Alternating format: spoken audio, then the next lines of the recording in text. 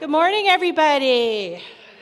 I am so delighted to see so many people out this early. I really thought that it would be a very quiet morning, so thank you for getting up for our amazing panel on postcolonial and colonial digital humanities.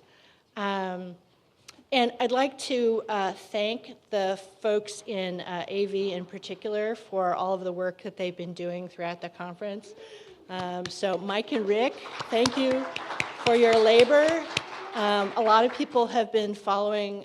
If you're new to the conference, we're using RMDH@WM as our hashtag. And a lot of folks have been participating in the conversation from afar. So yesterday, Jessica Marie Johnson gave an amazing opening keynote about cosmograms, intersectionality, and new forms of digital humanities work. And she shared some social media practices that might be ephemeral and tender and devoted to care within intentional communities. Professor Johnson also introduced this morning's topic about the colonial and postcolonial digital humanities by discussing what technologies make visible or invisible in the US territory of Puerto Rico and how we should avoid Columbusing digital collections. And I thought that having the live stream and the conversation on Twitter was particularly exciting because it was great to see Misha Cardenas and Alex Hill participate in the conversation from afar. So it was fantastic. So as this campus launches its online initiative for the Georgian Papers program, which represents over 350,000 documents from the Royal Collection Trust, documenting the Hanoverian dynasty from 1714 to 1837. Issues about power and privilege must be examined.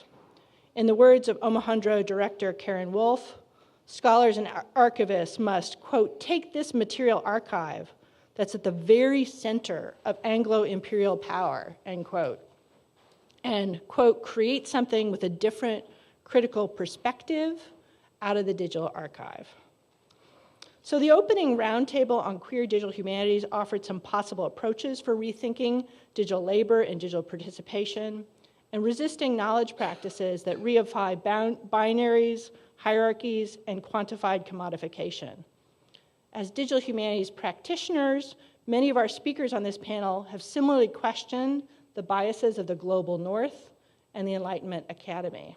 So one of the big questions is, how do we not reify and reconstitute forms of forced labor, scientific racism, Orientalism, and divide and conquer that characterize the initial constitution of the archive in the digital instantiation of that archival expression. And I think this is something that Jessica Marie Johnson has done really brilliantly when I've sort of seen her work in practice, when she does what she calls hacking the CSV, where she uses the registers of enslaved people and the ways that racial categorization and certain kind of categories of proprietary claims get represented in the metadata. And so sort of what does it mean to sort of rethink the register itself, the spreadsheet, as an artifact. So I'm looking forward to our conversation today. What we're going to do is we have people presenting from afar. So Rupika Rasam of Salem State will be joining us via Skype, as will the team from King's College, James Smithies and Samantha Callahan. So I'm going to start, however, with Jackie Wernemont, who I'm going to introduce now, and then she'll give a presentation, and then I'm going to introduce Professor Rassam, and she'll give a presentation, and then I'm going to introduce the folks on the Georgian Papers program team and kind of facilitate some conversation with all the participants. So this is the plan. So Jacqueline Wernemont is an assistant professor at Arizona State University and an anti-racist feminist scholar working toward greater justice in digital cultures. She writes about long histories of media and technology, particularly those that count and commemorate, and their entanglements with archives and historiographic ways of knowing. She is a network weaver across digital humanities, arts, and sciences.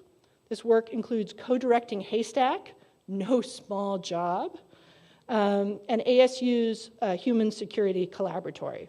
And if you want more information about Haystack, please talk to Jackie, but you can also talk to Fiona Barnett, who might admit to knowing something about that organization. Fiona, have you heard of Haystack? No.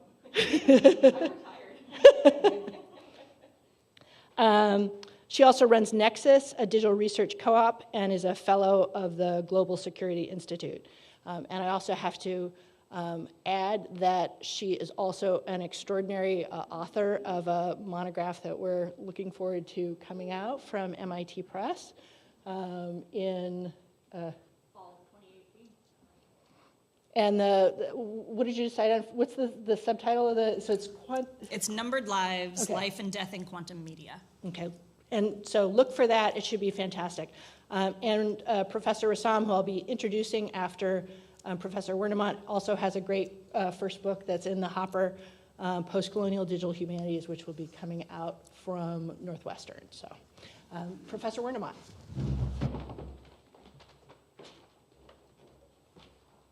Thank you, Liz. Morning, everybody. I apologize that I'm going to be sucking on lozenges, so that way I'm not coughing at you, because that seems preferable. Hopefully it won't mar my talking. I'm really delighted to be here.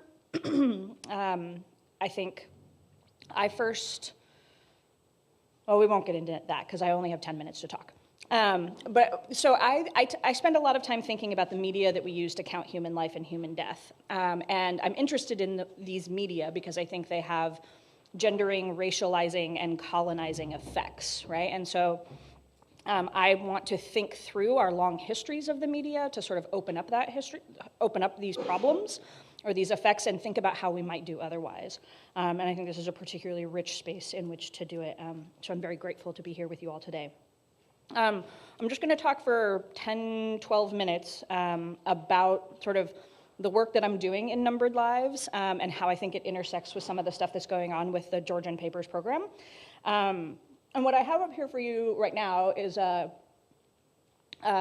excerpt from the Virginia Gazette, which was the local paper for our current location in Williamsburg from 1736.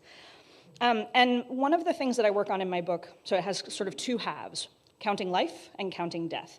And when I think about counting death, I think a lot about the mortality bills, which were essentially registers of dead people that started with the plague but then moved across to a very broad transatlantic phenomenon that continued well into the 18th century, sometimes even into the 19th century, depending on where you're looking. Newspapers that published mortality counts or bills of white settler deaths alongside tables like this one that counted white Anglicans in London were in some ways sort of banal and everyday, right? They appear to be objective, right? They're relatively simple, they're nice spare numbers, and they're fairly dull in their formal elements. They don't have some of those fun tidbits, right, that prose narrative has. They don't have the kind of affective register, perhaps, of something more poetic.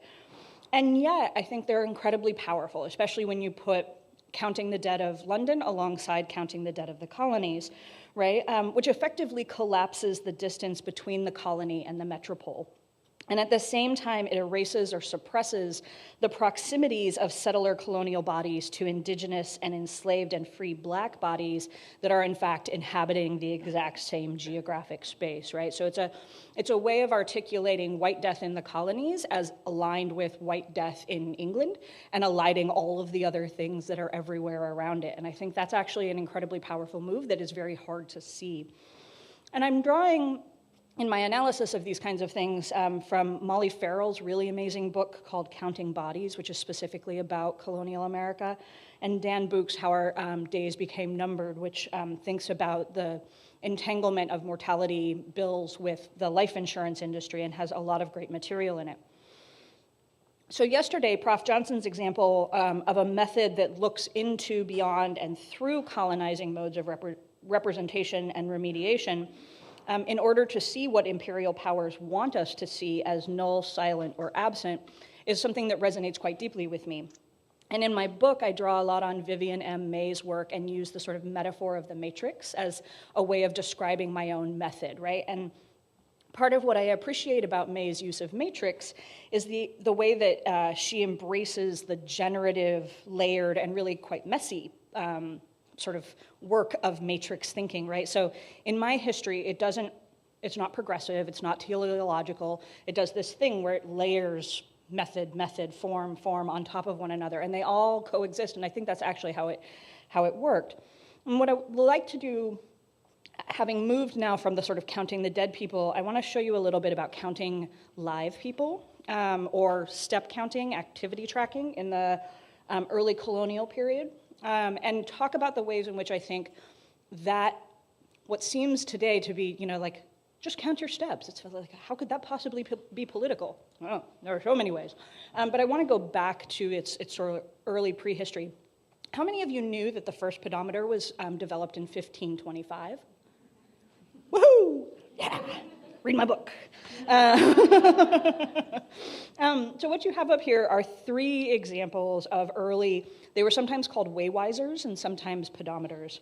Also odometers, perambulators, they had a variety of names, but the 2 that sort of filtered down were waywiser and pedometer. And the one on the far left is one that I actually own by Daniel Jalander. It's a mid-18th century piece. It's a partial artifact. It would have sat in a box like that one in the middle, which is a German 1590 waywiser. And underneath it were clockworks, essentially, right? It's built on the familiar model of the clock. And the idea in all of these, I'm going to try to not lose this. Let's see, can I do this? I'm going to come around and do a little. So the idea with these is in the case of a box, right, you would have held the box and it would have had a silk cord or a metal chain that would have then attached to the hip, the knee, and the ankle. And that was the mechanical operation that moved the clockwork around.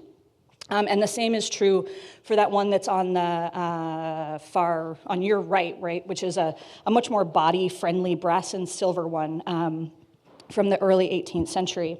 And the use of these sort of simultaneously banal and yet, as you can see, really expensive, elegant pieces of machinery, right?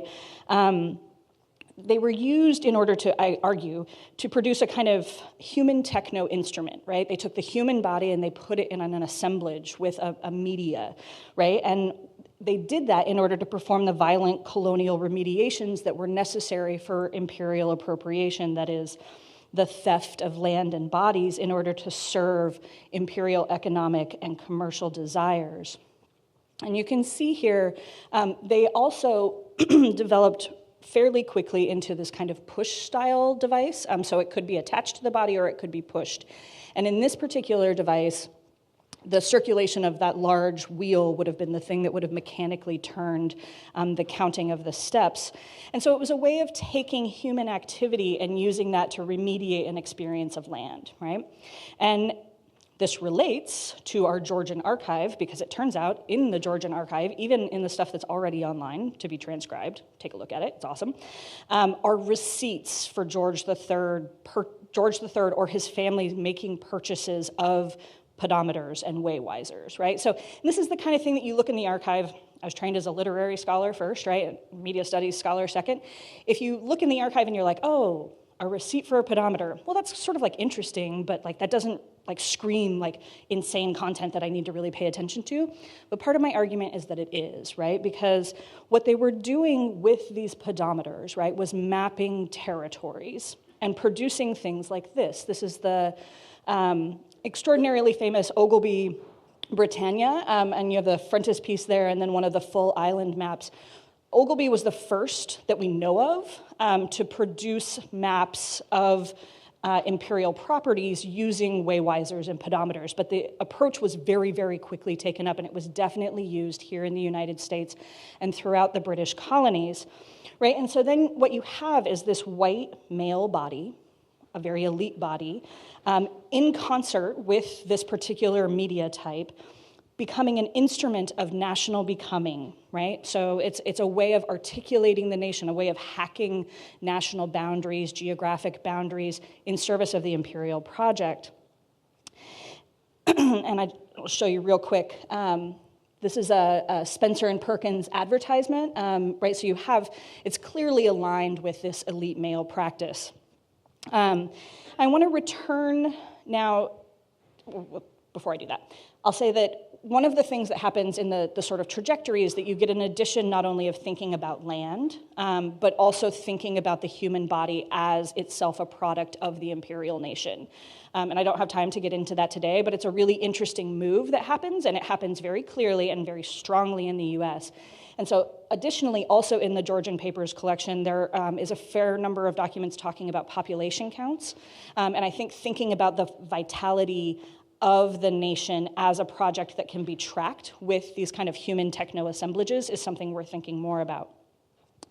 But to return to the issue of method and the Georgian Papers and something like a decolonial digital humanities, I think we need to find ways to look into the banal, right? Counting steps, counting deaths doesn't seem so controversial. That is also simultaneously the kind of seductively aesthetic, right? If you think about those really beautiful objects, right? In order to see how they both are working to produce what appears to be the quantitative facts, right? The objective facts of the American nation and American nationalism. And I'll close very quickly to sort of echo Liz's point and say that I think one of the questions that we need to keep in mind as we're thinking forward in this project, right, is how might we productively illuminate the racializing, gendering, colonizing effects of this archives, its forms, its contents, its media, in order to not just reproduce its violences, but perhaps imagine some other alternative world where we are not simply taking bodies and extracting from them, but seeing into those spaces that the Imperial Project wants us to see as null, right? And recognizing the other bodies that were always co-present in the making of the American nation and its ideas. Thanks.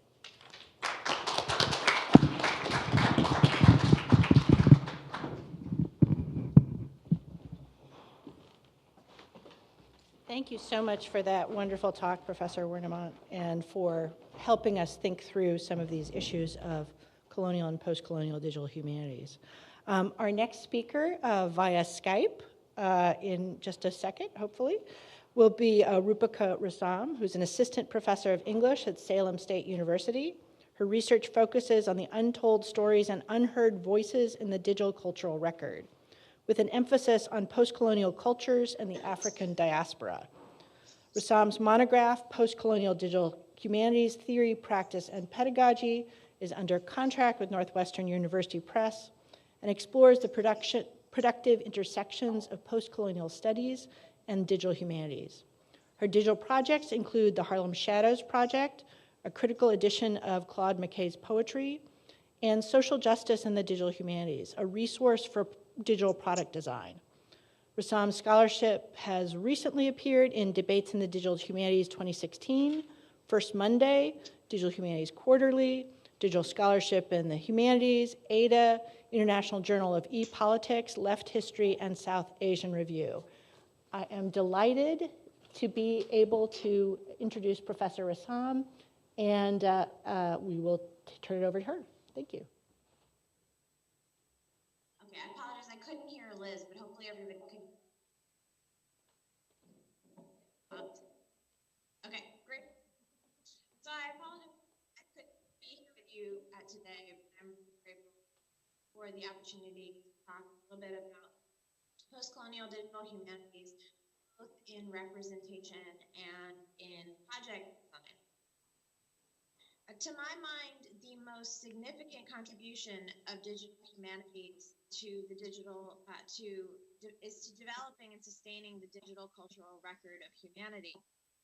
We can debate about definitions of digital humanities and its methods, but fundamentally, it's the faculty and librarians and archivists, students, and people working in museums and galleries equipped with the digital humanities skills that are uniquely poised to assemble the digital cultural record.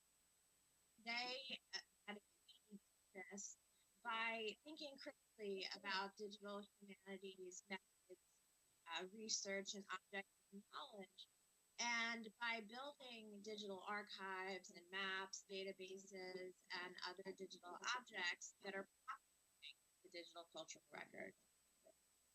But as we are engaged in this work, doing so in the context of politics and knowledge that hasn't always been hostile to those outside the dominant culture. My own background is in and African diaspora studies, so I'm inclined to our digital cultural record through the colonial and neo-colonial politics that shaped the cultural record ever since its what we might call pre-digital phase. Edward Said, for example, has offered language for understanding how power operates through colonial discourse and representation and construction of the other colonized subject as an object of knowledge. Scholars of subaltern studies have pointed out the significance of attending to voices that aren't heard in the context of nationalist historiography. Benedict work on Imagine has the relationship print culture and nationalism. And scholars like E.F.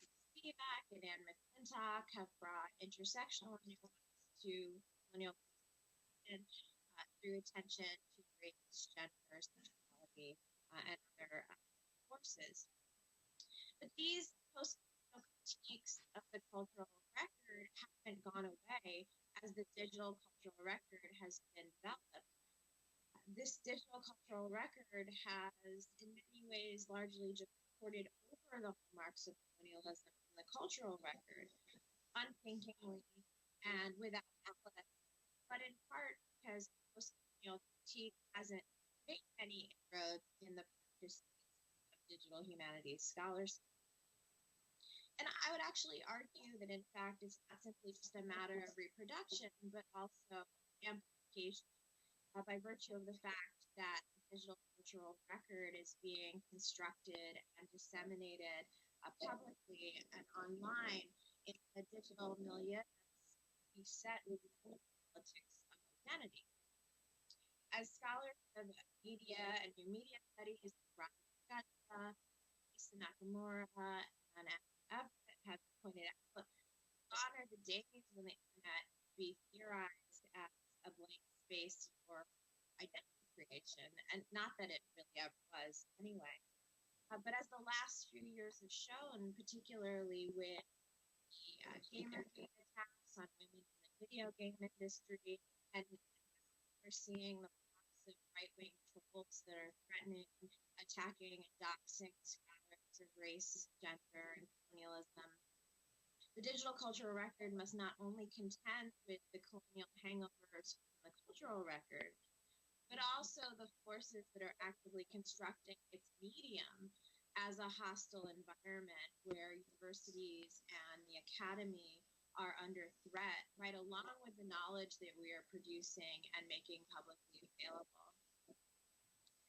It's tempting to think that the additive approaches to the digital cultural record is going to be sufficient for mediating its inequalities. When we look to many humanities that have been created, maintained, and financially sustained over decades, they all seem to have something in common. In digital literary studies, for example, we have the William Blake Archive, the Walt Whitman Archive, the Dante Gabriel Rossetti Archive. Might as well just call this anonymous humanities because it would at least be more honest. This is not to say that there weren't earlier interventions that were actively challenging the canonicity of the digital cultural record. And Amy Earhart's book, Traces of the Old Youth, for example, does a really good job recovering a history of digital literary recovery projects in the 1990s, like Black Poetry projects that are no longer extant.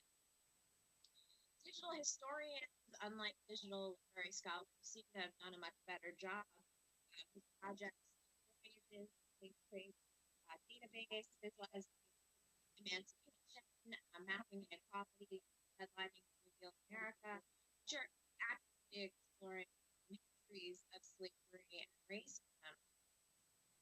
But addition is not enough. And I say this not to dismiss the importance of adding more voices and stories to the digital cultural record. There's phenomenal thought-provoking work like color convention, like the Recovery Project at the University of Houston that's recovering U.S. Hispanic literary heritage. And these interventions are absolutely necessary, but they can't be expected to bear the weight of representation in the digital cultural record alone. And here's why. These projects are fighting the good fight of challenging the role of race and colonialism in the digital cultural record. For canons and not only and discovery of knowledge, but their epistemology. The ray of the canon and term is both a function of not only what's there, but what does get digitized and represented, but also how it's there. Namely, how are those who created these projects presenting their subjects? Namely, are they presenting them in a way that rehearses colonialist knowledge production?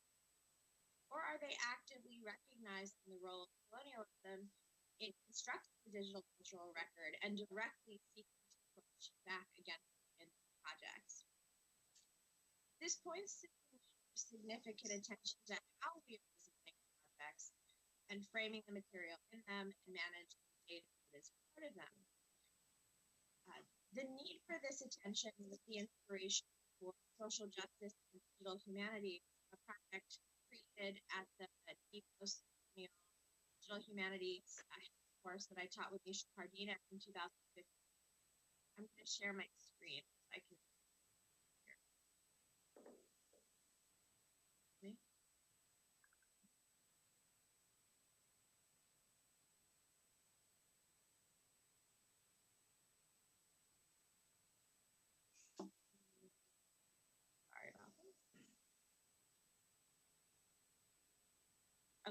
you can see the project.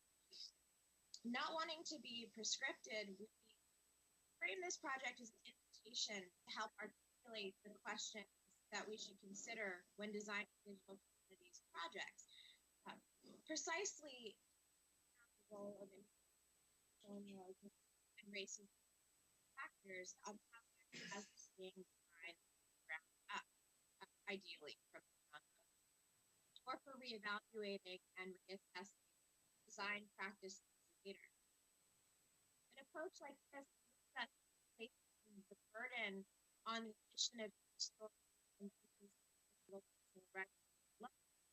a job that needs to largely undertaken by women and people of color.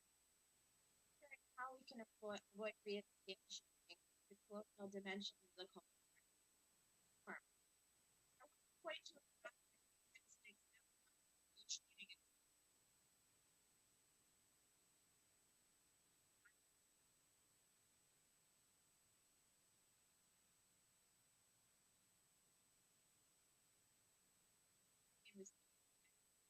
and Heather Wall examines the work of David Livingstone, the explorer and colonialist par excellence.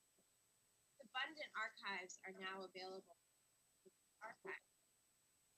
There's more than Livingstone on it's created that fact that Livingstone is a troubling, and that to create an online about him is in a particular kind of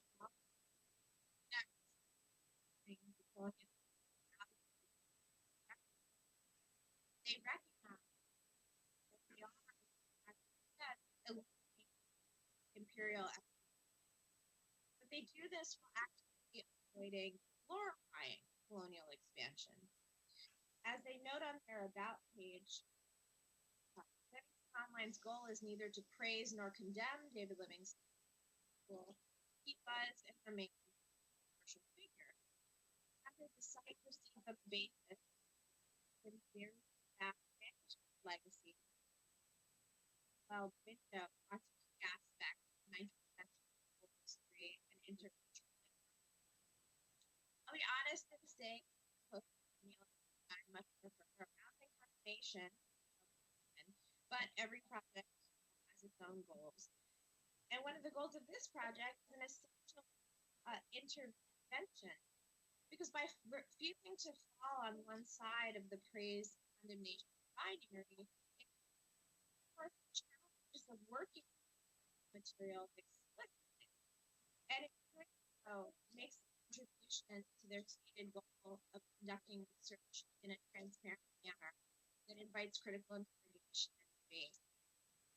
On their theory page, which is a really important part of this project, they articulate the complicated nature of Livingstone's life, both his contributions to cultural imperialism, his abolition and the role of his exploration and colonization of Africa. And they note, although no museum, library, or archive can redress such biases, Livingstone Online uses digital technologies to put around the hands, voices, and sources that shape Livingstone's writing.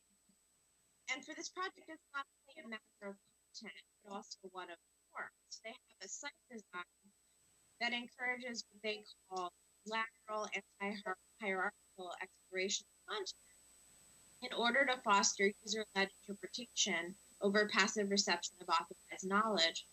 And they rely on a range of both historical and contemporary images to, in their words, replace expectations of literature images that in multiple relations with people around him. And they also provide contextual material on colonialism project. Knowing as we do that as the digital cultural critic hands continue to see the production of digital knowledge on the living world, the critical example of how to negotiate colonialist politics material like this. In an environment in which we know and recognize that there's simply not going to be enough funding in the world to redress the inequalities in the digital culture, and that the vestiges of colonialism, and one of the vestiges of colonialism itself is the absence in the cultural record. So the voices that never were recorded, for which we could create a digital archive project if we wanted. In light of that, project design specifically continued interrogation of colonialism through and like living online does is an essential site of intervention in technology with digital knowledge production. And put together, the two moves we've seen made in scholarship, both the addition of new voices and new resources and the epistemological approach to practice hold possibility for remediating the digital cultural record.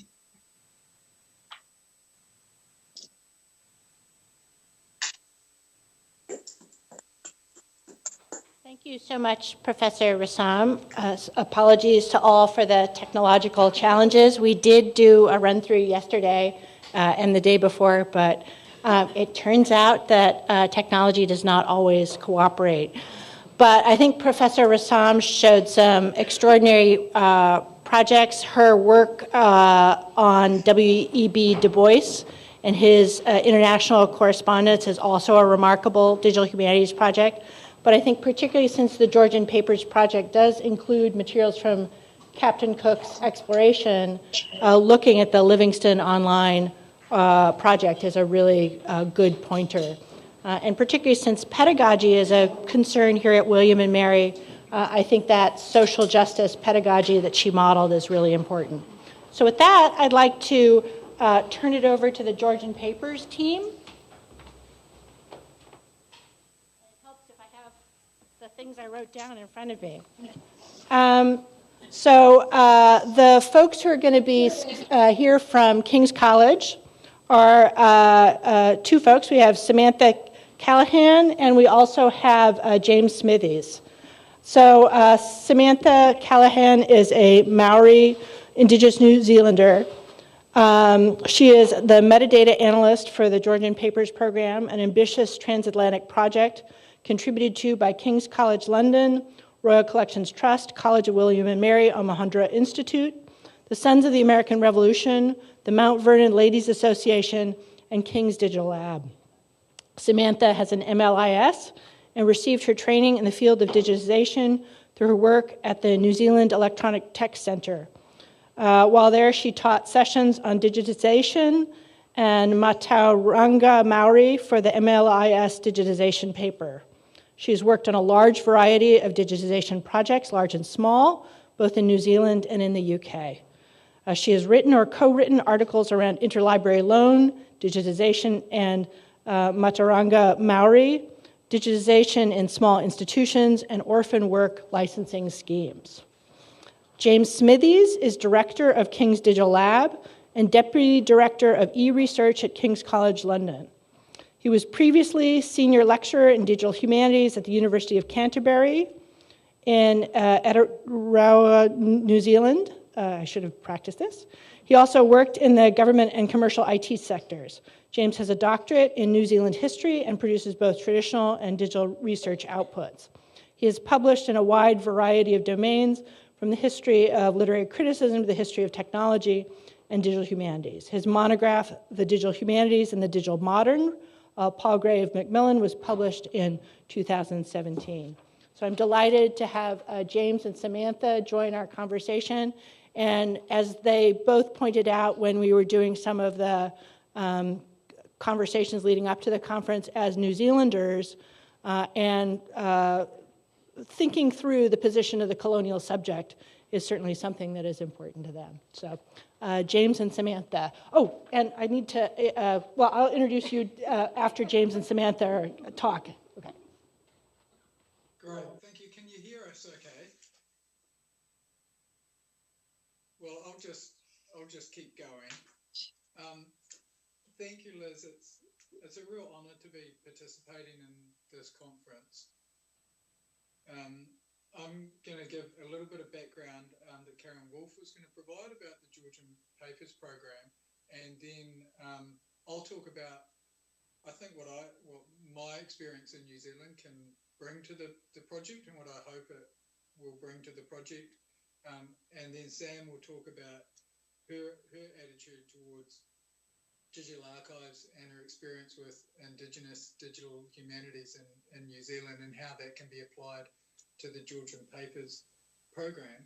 But I think it's worth reiterating from the outset that the key partners in the Georgian Papers program are a flag that we need to think about when we're considering the program from the perspective of Indigenous studies and post-colonialism.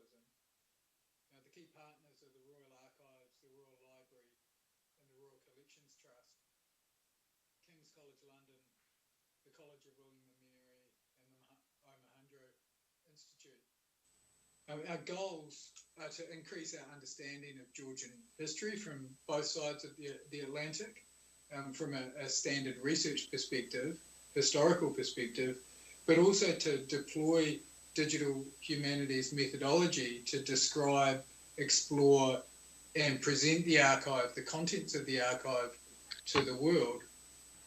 And as far as the current state goes, we're really coming to the end of phase one of a setup preliminary phase. We've got a stable ecosystem of partners and existing technical assets in place. And we'd like to explore funding opportunities to increase the amount of scholarly engagement with the project and to complete more technical work. I'll speak now to Karen's points that she sent through and would have said herself if she was here. She points out quite rightly that the most exciting and consequential work we may be doing in the Georgian Papers program is to engage in the collaborative production of the digital archive. So we're building a digital archive from the ground up with newly digitised contents, and we've got an opportunity to think carefully through all the historical as well as ethical and theoretical implications of that. And the Georgian Papers are a marvellously rich mix of different types of documents, including letters, account books, menus, and more, and surprisingly diverse in type and topic. The Royal Archives is robust in its approach to collection and preservation. And through projects such as the GPP, it's been exploring ways to enhance access to its collections. So the Georgian Papers program is a way for the Royal Archives to increase their digital capability. And the Georgian Papers documents reflect, obviously, the interests and the circumstances of the individuals who created and used those items in the 18th and early 19th centuries. But they also reflect the structure and organisation of generations of people, only lately including archivists who collected and organised them. And at the most elementary level, this means that many archives have regularly accepted, collected, catalogued, preserved, and made accessible materials from more powerful individuals, families, and organisations. This is obviously one of the central problems of the historians face, isn't it? Archival collections in the US and the UK, especially for the early modern period, are often predominantly male, white, and elite. In short, an archive is a repository for what has been made a priority.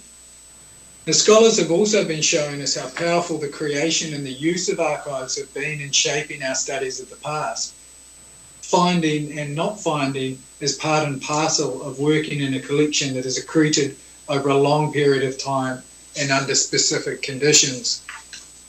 So in the same vein, generations of historians have been reading in the actual and metaphorical margins of historical materials to find the evidence of the lives and experiences and impact of people marginalised in their own time.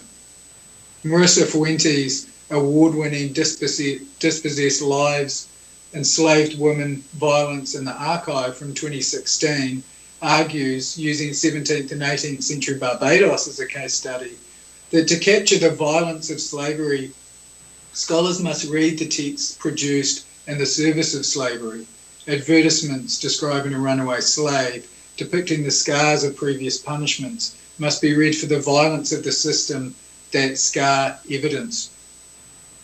Therefore, archives need not always serve the original purposes to which they were put. The Georgian papers are the private papers of the monarchy, reflecting the very centre of 18th century Anglo-imperial power, but we can read them and use them for alternative purposes. A digital archive is an entirely new creation. The mutability of the form creates different kinds of connections between and among the materials that could not be replicated in the analogue version.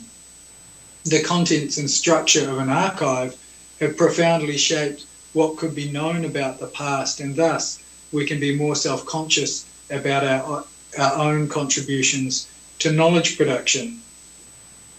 And back to me, I think it's fair to say that the Georgian Papers program represents a diverse group of institutions on both sides of the Atlantic, mindful of the rich possibilities in the archive, but equally mindful of our responsibility to construct the archive and deploy digital humanities methods in a meaningful way that opens up rather than closes down the possibilities for heterogeneous and diverse interpretation.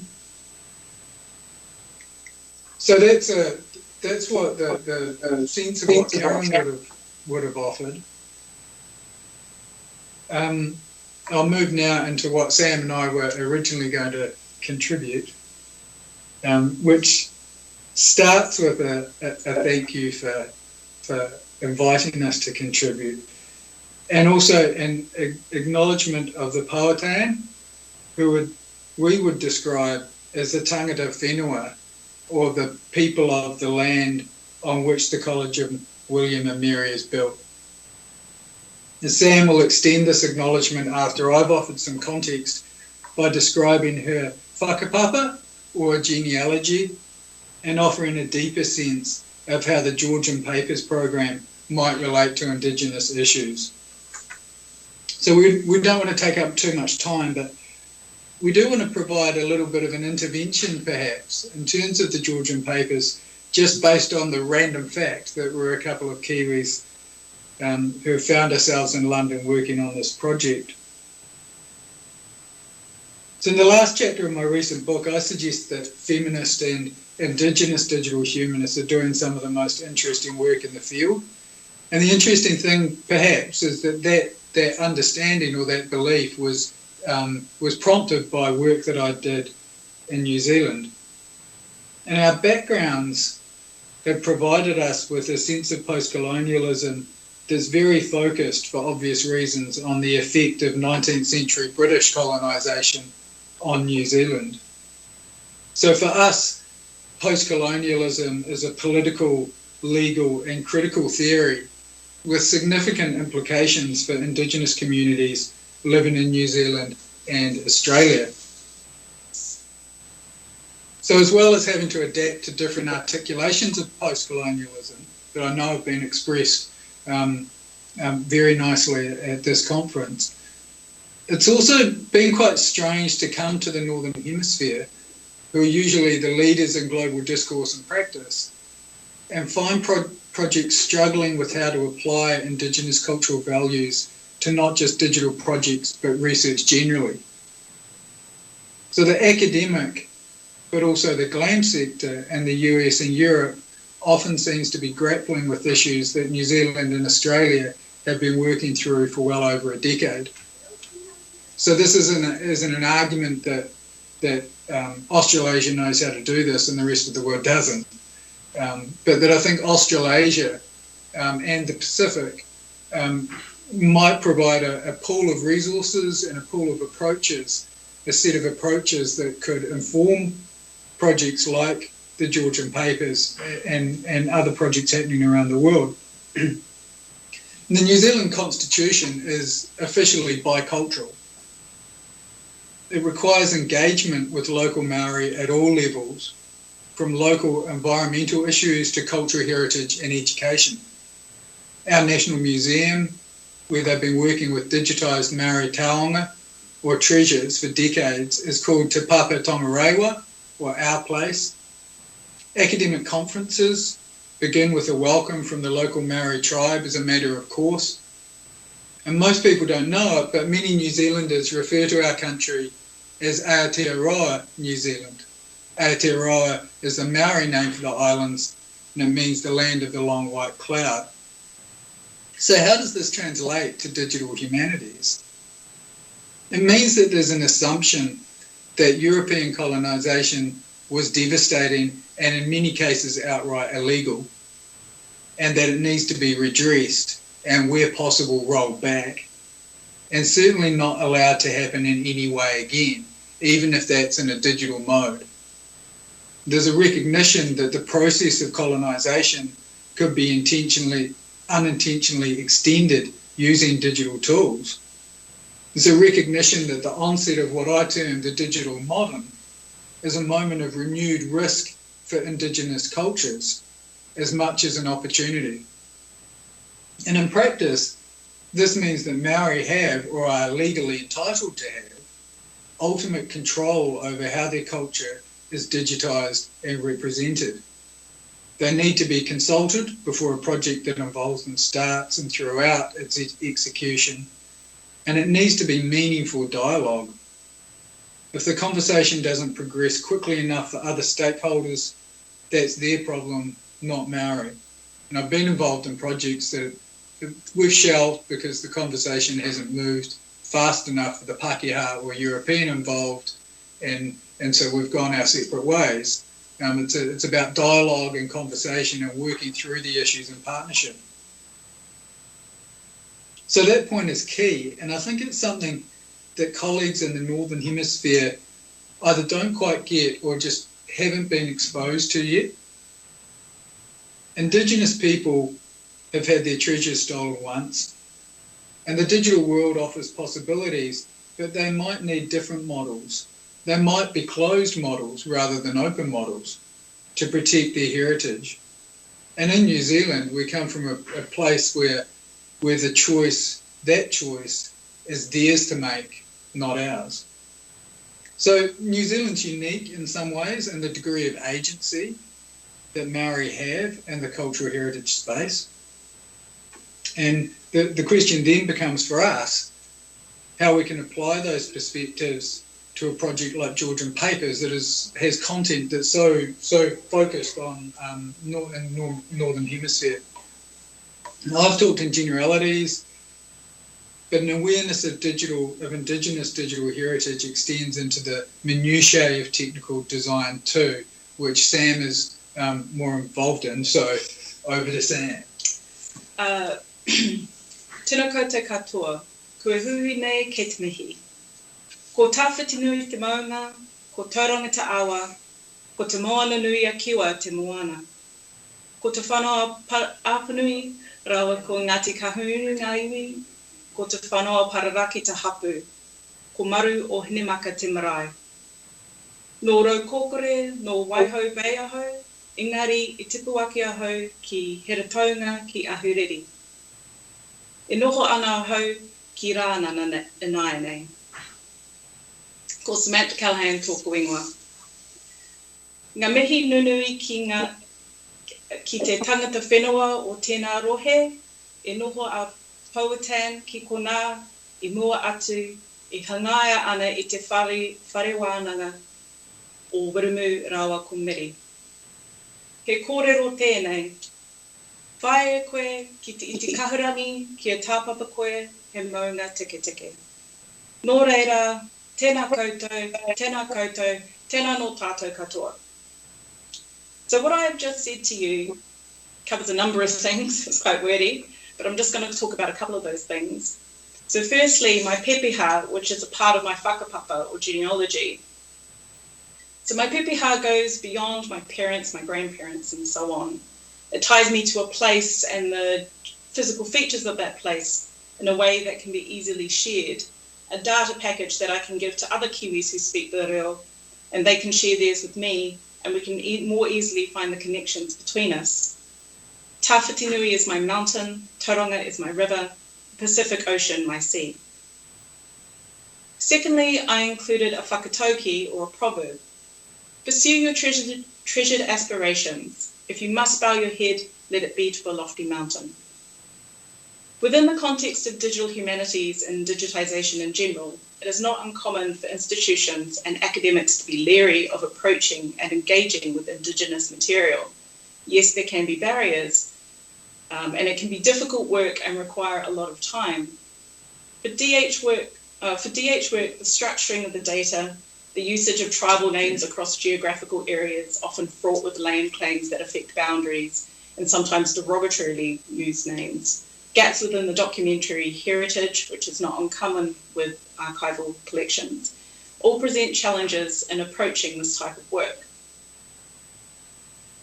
But the opportunities afforded by engaging meaningfully with source communities and building sustainable and equal relationships with them should not be underestimated. Only insurmountable barriers, such as a lack of funding or worse, reputational risk by not engaging with source communities at all, should count as lofty mountains. I received my training in digitisation and an understanding of digital humanities from my work at the New Zealand Electronic Tech Centre. While there, I worked on the Moko or Māori tattooing project, during which we undertook consultation with many stakeholder groups, including academics, librarians, tattoo artists, as well as the general public. When we finally went to digitise the first edition of Moko or Māori tattooing, we were able to include the names and tribal affiliations of many of those shown in the book, as the original owner had provided copious annotations, contextual material, an annotated bibliography, a report on our consultation process, and a policy on the non-display of images that contain human remains. Within Aotearoa, New Zealand, there has been much written around the early colonial period from both Māori and Pākehā perspectives. The Pākehā perspectives encompass those of the government and wider settler communities, but until now there has been little understanding of royal perspectives, which we hope the Georgian papers will be able to offer. The first Māori we know to have visited England, Mohanga of the Ngāpuhi tribe, met with George III in 1806. Hongi Hika and Waikato, both also of Ngāpuhi, were to meet with George IV in 1820. So far, the only reference we find to Hongi's visit, like Jacqueline's find, is a bill and accompanying receipt issued to the king by an Ezekiel Baker for alterations to 2 double guns given by His Majesty to Hongi, King of Nopuki of New Zealand, and Prince Waikati of Rangihu. We know that the king was generous and gave a number of gifts to Hongi Hika. He was to trade the majority of these, apart from the guns and a suit of armour, for muskets in Sydney on the trip back home to New Zealand.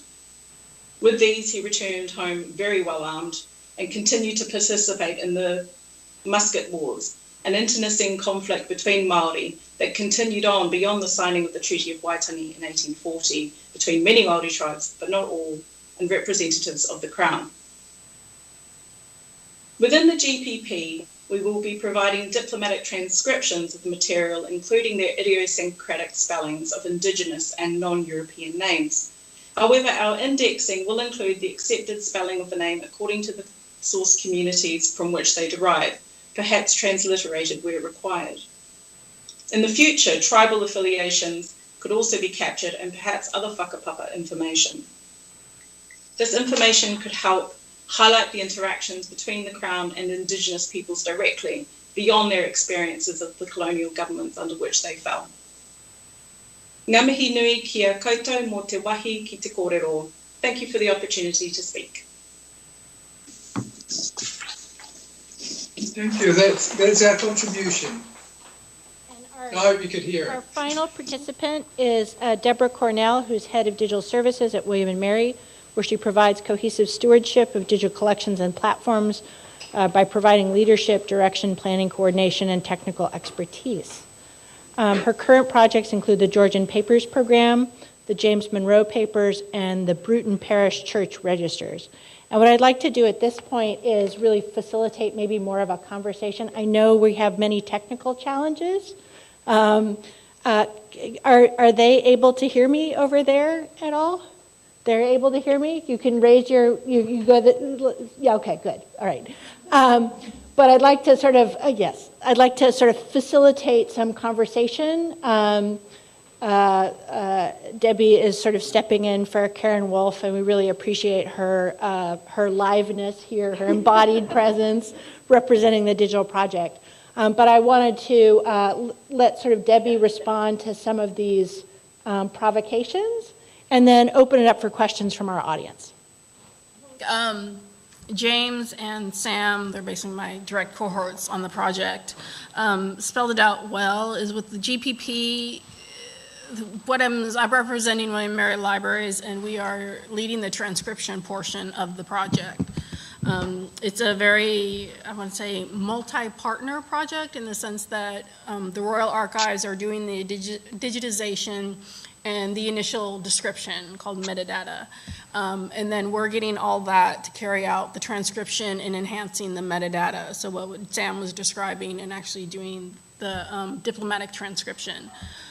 And we're very conscious, I think between us and King's is very conscious of doing a diplomatic transcription and trying to measure working with academics and scholars who really want to come in and sort of give, I want to say, an authoritative academic interpretation of the materials, and working with them to sit there and go, no, we just need to get the transcription done to where it's the raw transcription so that we're producing, I think the final outcome will be a catalog where the raw transcription is there with the record and it's available for anybody to come in, take, and do what they want with.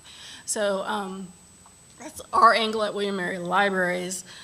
And I think it is a really interesting project because it's a lot of dialogue with the scholars, academics, people in the archives, the Royal Archives, and with the communities involved. So I think that's my take to add, because I'm interested more.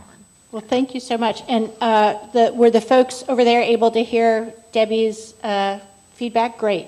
So we have a lot of expertise in the room, and I'd love to hear questions and comments from the folks who are here live and in person. And we probably should use this mic because we're sure it works.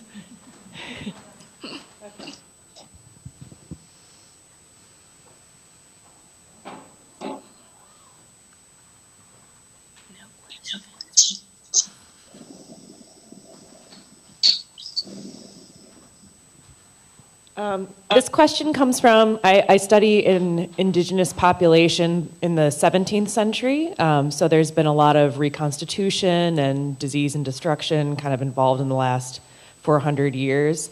So my question is a very practical one, which is how one goes about approaching a community or representatives of a community when you're not sure what the contemporary corollaries are for a historical group. So how to kind of move forward in a really respectful and honorable manner, but one where you're not sure, if you only study the 17th century, what those kind of contemporary corollaries or communities might be.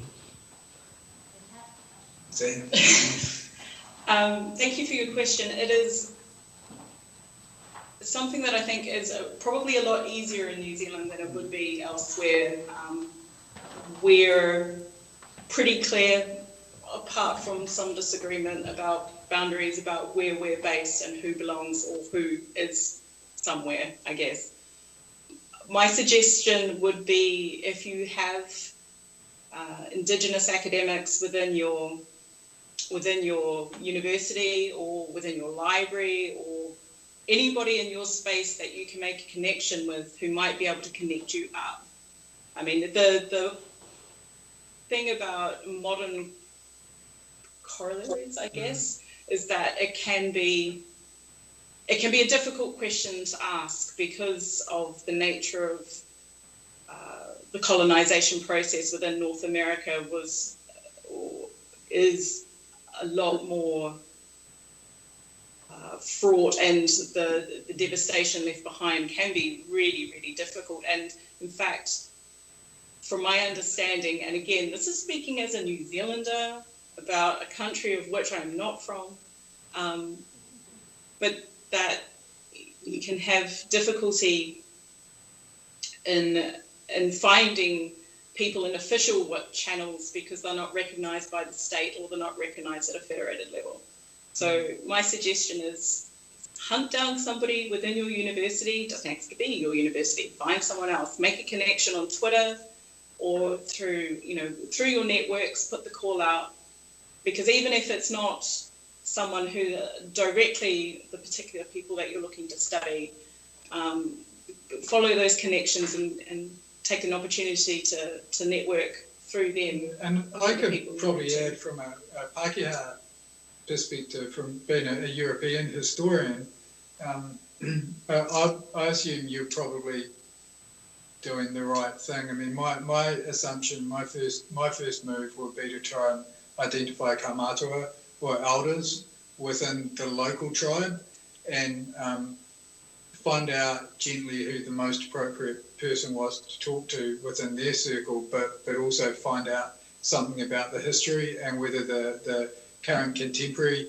kaumatua feel comfortable being representative of the past groups. So, as you're obviously working through that now, that's the difficulty, isn't it? It's not just identifying people with the knowledge, but then unteasing the kind of ongoing discourse and political and cultural and potentially ethical issues that have amassed over those years. So it can be quite tricky. I don't think we've helped that much. No, sorry. Yeah. Oh, go ahead and can Jackie be heard? Raven, you want to? If I talk right here, can the people on the screen? Yeah? Okay, cool. I just want to note that here in the United States, one has to be prepared to spend a great deal of time developing those relationships and to hear no, right? So I think one of the things that we in the conversation might want to be alive to is that developing the relationships does not guarantee that people are going to want to come work on the behalf of a project at an imperial founded institution, right? And I think that is an important thing to acknowledge and to be prepared for. And it's not easy, but I think it's necessary, right? Because that's part of a decolonial practice, is to hear either no or we want that back. And that can be quite challenging. Yeah, I mean, my last major project in New Zealand was to build a digital archive to store content related to the earthquakes in Christchurch. And we had conversations with colleagues and our tribal network, and our timeline was just too fast. So we wanted to help store their content. The conversation didn't advance quickly enough, so they ended up doing their own thing. And the happy thing was that although we didn't unite forces on our project, it prompted them to set up their own digital archive and start thinking through in a much different way how they wanted to implement it. So even that, when you get a no, I don't think it's necessarily a bad thing. I think you've got to come at it with a spirit of community and look at it from that from a non-European mode of thinking, and that even a no can mean progress. It might not to academics who have to deliver, but in terms of the stuff that matters, it can still imply progress. And I think my last 2 pence, I guess, for this conversation is that if you're going to engage with source communities in any way, is to understand that the relationship has to be reciprocal. You can't just go up to a group of people and say, I want stuff off you, and expect that you're going to get a really happy, smiley face response to that. But even if it's couched in a particularly nice way, I mean, if you're doing a particular project, you've got to be thinking about what can I give back that acknowledges their contribution to this project. It might be involving people with the project, which can be really, really, really good, or some sort of other method in which you acknowledge their contribution. I actually have a question for people in the US about the degree to which your conversations with Indigenous partners, how far they've evolved and what issues you're finding.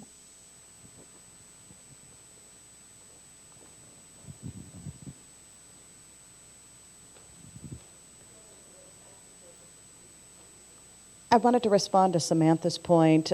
We often celebrate, I'm with the Colored, I'm Gabrielle Foreman, I'm with the Colored Conventions Project, and we often celebrate the work that we did with AME transcribers, African Methodist Episcopal transcribers, who we reached out to them specifically. We created a spot on our website, and a lot of the conventions, the black political conventions about black political organizing, were held in their churches in the 19th century. And so we identified those churches, got current membership and leadership, and we did all of that. And then we reached out to those folks, and they transcribed. But we didn't figure, and we included them in the project, right? Like, we wanted black folks whose history it was to be involved in the right transcription. We celebrate this, but that wasn't what they needed back, right? And we didn't discuss that at the beginning, and we didn't have the capacity to respond in appropriate ways to what they needed back.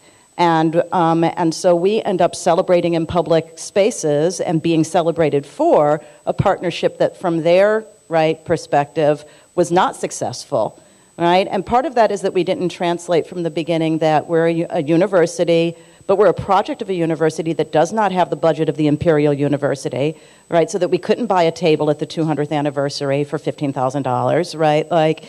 And that the grant didn't involve that, and that we couldn't, sponsor a breakfast. So what they needed us to do, we didn't set out at the beginning. We didn't know at the beginning, right?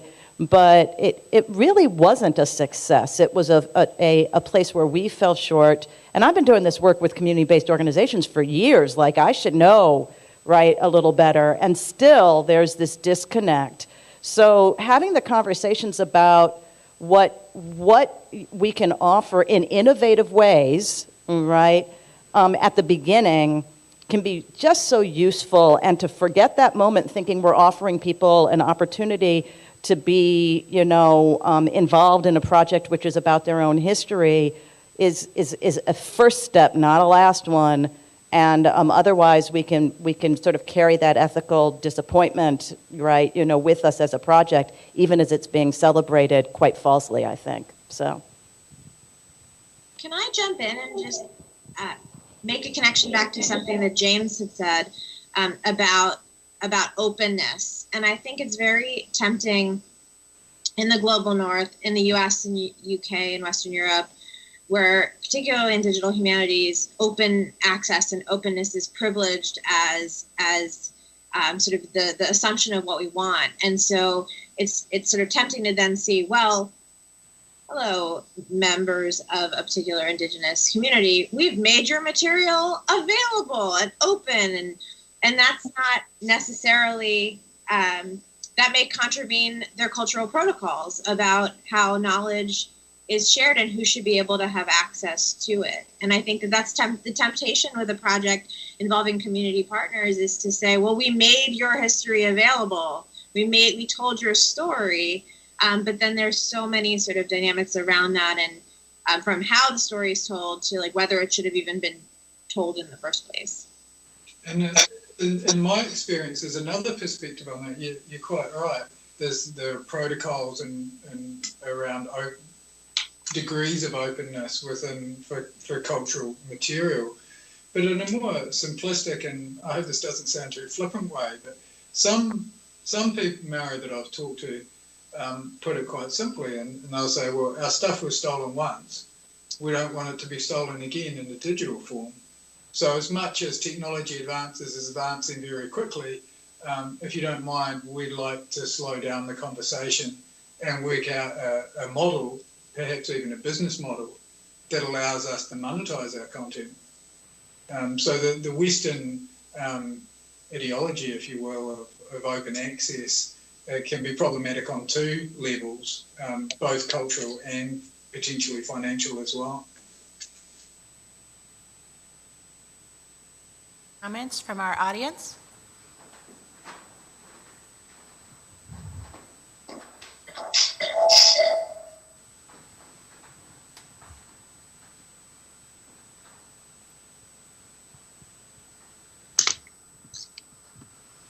Jackie, do you want to say more about being told no?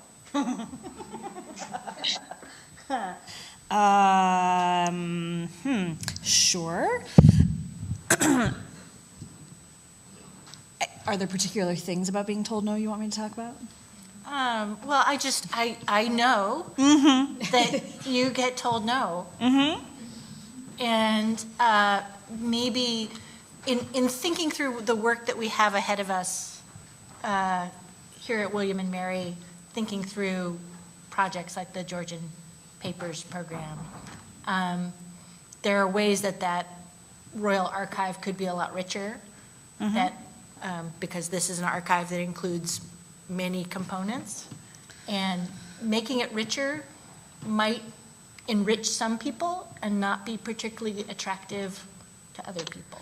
Yeah, I mean, so the thing that I wrote yesterday and then rewrote this morning and then didn't say,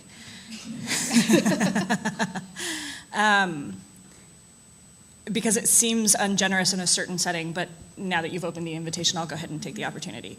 I mean, so the thing that I started to say at the very beginning, right, about the set of things that I've learned, and part of why I'm so grateful to be a part of this conversation, is that I've had a couple instances now, including as part of the Seesaw of the Center for Solutions to Online Violence work, and with great gratitude to the Digital Alchemists group, right, who said, you know, when we were thinking, hey, like, we have an amazing set of things we're gonna do, and they said, honestly, we don't give a shit, right? We wanna know, you know, and it's solving violence against women online, right?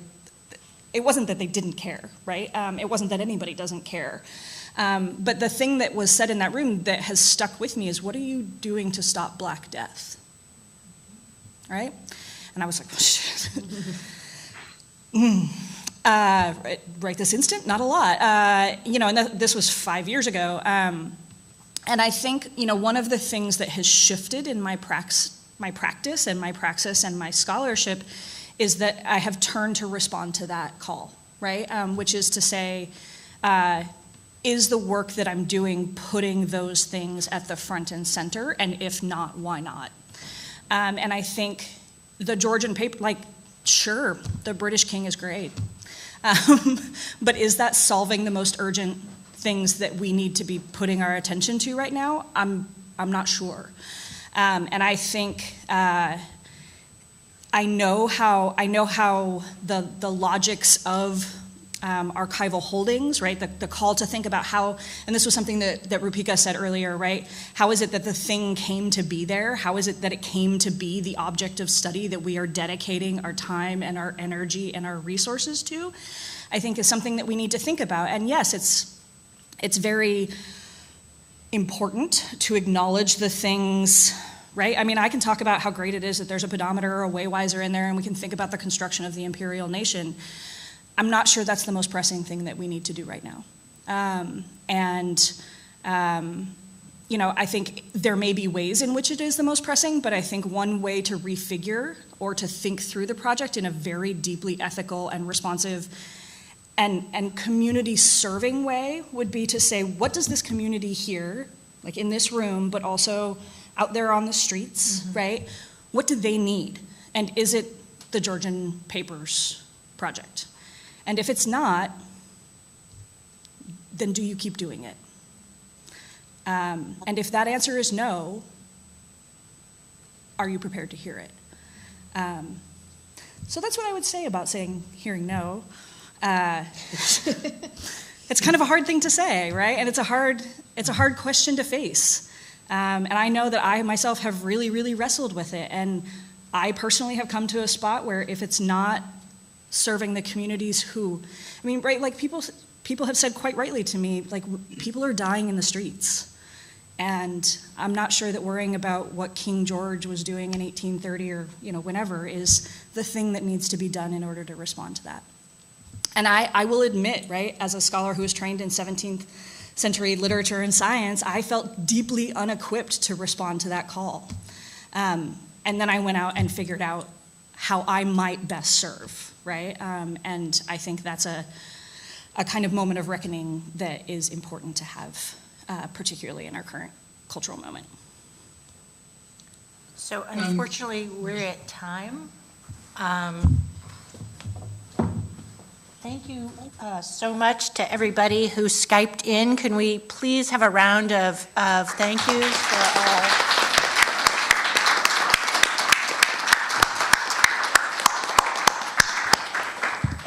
we have a 15-minute break, and then Pamela Z's Artist Talk will be up next. So thank you all. Thank you. Thank you.